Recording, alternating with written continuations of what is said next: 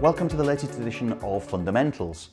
This time around, I'm going to look at one of the so-called passive funds that sits within our list of 72 favourite funds, namely iShares S&P 500 ETF.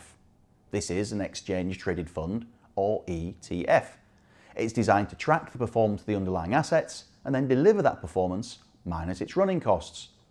In this case, the ETF is tracking one of America's highest profile stock market benchmarks, the S&P 500.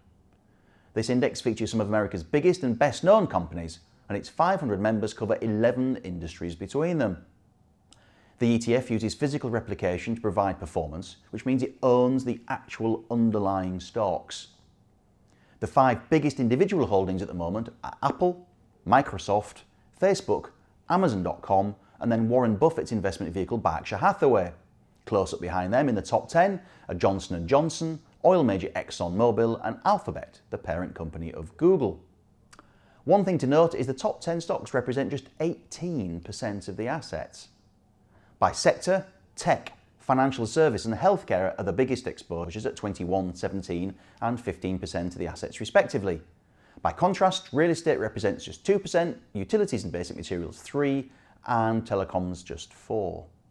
The ETF does not distribute dividends and only comes with accumulation units, which automatically reinvest any dividends paid by the companies for you.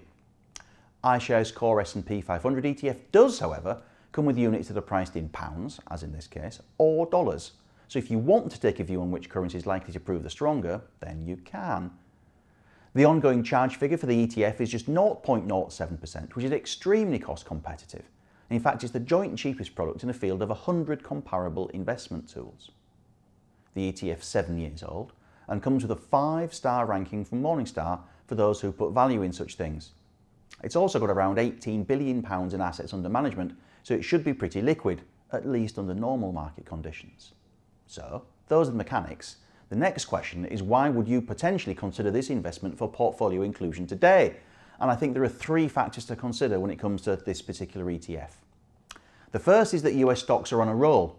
In late September and early October, the S&P 500 set a new record high for 6 straight days, beating the 5-day run of new peaks set in 1997. As a result, the ETF's done very well over the past 12 months and indeed in fact since inception. The second argument in favour of US equity exposure is that America might just have a Goldilocks economy, as President Trump fleshes out his tax and fiscal stimulus plans. In other words, economic growth is nice and filling, but not hot enough to provoke steep interest rate rises, or so cool that it jeopardises profit and dividend growth estimates.